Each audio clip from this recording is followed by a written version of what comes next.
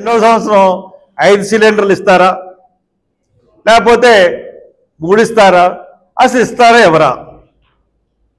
ఇకపోతే 5వది వచ్చేటప్పటికి మనం ఉచిత బస్సు పథకం ఆగస్టు 15 నుంచి ప్రవేశపెడతా అన్నారు. అంటే ఒక సంవత్సరం గ్యాప్ తీసుకున్నారు.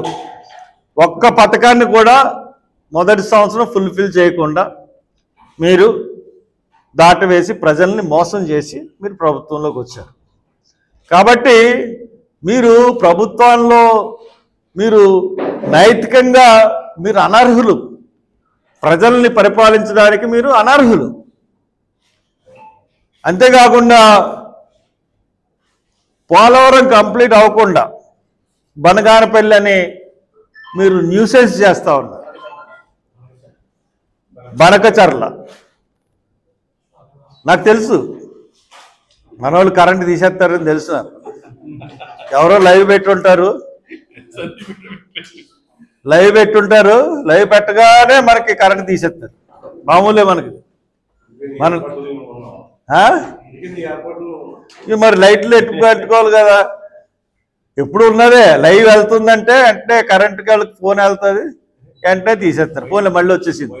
బహుశా మనదే పొరపాటు అయి ఉంటుంది, మనం అలా మాట్లాడడం. ఏమైనా కానీ పోలవరం కంప్లీట్ చేయకుండా బనకచర్ల అన్నది కట్టడం కరెక్ట్ కాదు. అంతకుముందు కూడా పోలవరం జరుగుతున్నప్పుడే పట్టిసీమల ఎత్తిపోతల పథకం పెట్టారు. దానివల్ల ఇప్పుడు పోలవరం అయితే పట్టిసీమల ఎత్తిపోతల పథకం ఎందుకు వస్తుంది? ఎందుకు పోలవరం అయిపోతే ఇటు విశాఖపట్నంకి వెళ్తుంది ఇళ్ళు, అటు రాయలసీమకి వెళ్తుంది. మళ్ళీ ఈ ప్రాజెక్టులు ఎందుకు? ఈ ప్రాజెక్టులు ఎందుకంటే కమిషన్లు, జోబులు నింపుకోవడానికి, ముఖ్యమంత్రికి ప్రభుత్వంలోని పెద్దలు జోబులు నింపుకోవడానికి ఈ ప్రాజెక్టు. అంతేగాని వీటి వల్ల నిజంగా ప్రయోజనం ఏముంది? 81,000 కోట్ల ప్రాజెక్టు గోదావరి బనకచర్ల. ఇప్పుడు దానివల్ల ఎవరికి అబ్జెక్షన్ లేదని అంటుంటే మనకి అసలు పోలవరం ఎందుకు కంప్లీట్ చేయరు?